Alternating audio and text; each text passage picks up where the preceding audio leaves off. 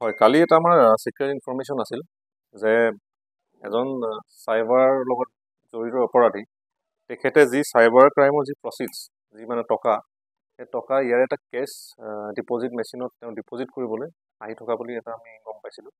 গম পোৱাত আমাৰ নগাঁও থানাৰ টীম তেওঁলোক তাতে গৈ ইমদাদ পাৰভেজ নামৰ এজন ব্যক্তিক কৰায়ত্ব কৰে। তাতে হাতে লোতে ধৰা পেলোৱাত তেওঁৰ হাতত 55,000 কেছ তাতে আমি পালোঁ।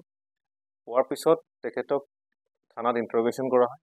ইণ্টাৰগেশ্যনত গম পোৱা যায় যে তেওঁৰ ঘৰ হৈছে জুৰিয়া সোণাই বেৰাপাম জুৰিয়া থানাৰ অন্তৰ্গত। তেওঁৰ ঘৰত চাৰ্চ কৰা যায়।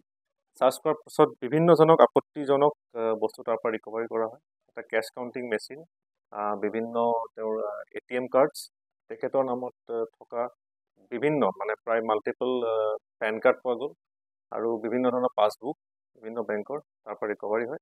লগতে 8,30,000 কেছ তাৰ পৰা ৰিকভাৰ কৰা হয়। গতিকে তেখেতক পুনৰ আমি আদালতত তেওঁক তাতে হাজিৰ কৰাৰ পিছত আজি তেখেতৰ ৰিমাণ্ড অনা হৈছে।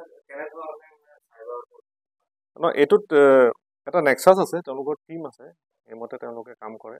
বিভিন্ন ধৰণৰ চাইবাৰ ক্ৰাইমৰ যি প্ৰচিডছ হয়, যি টকা আহে, তেওঁলোকে বিভিন্ন একাউণ্টত কৰ্পৰেট একাউণ্ট হওক বা বিভিন্ন একাউণ্টত তেওঁলোকে ভৰাৰ পিছত সেইটো ডিপজিটটো উলিয়াই মানে তাৰ পৰা কেছটো উইথড্ৰ কৰি তেওঁলোকৰ যিটো পাৰ্চেণ্টেজ আছে, যিটো টকা লয় সেইটো ৰাখি বাকীখিনি যি নেক্সাছ আছে বাকী ষ্টেটৰ লগত সেই ষ্টেটৰ তেওঁলোকলৈ সেই বস্তুটো ডিপজিট কৰিব যায়। তো এই ডিপজিট কৰিব যাওঁতেই কিছু টকা আমি কালি পালোঁ, কিছু টকা তেওঁলোকে অলৰেডি ডিপজিট কৰিছিল আৰু সেই আমি মানে ৰেড হেণ্ডেড তেনেকৈ পালোঁ। তো ইয়াৰ বাকীখিনি যি ইনভলভ তেওঁলোকৰ লগত আছে তেওঁলোককো চাৰ্চ কৰি থকা হৈছে। ইনভেষ্টিগেশ্যন কণ্টিনিউ হৈ আছে।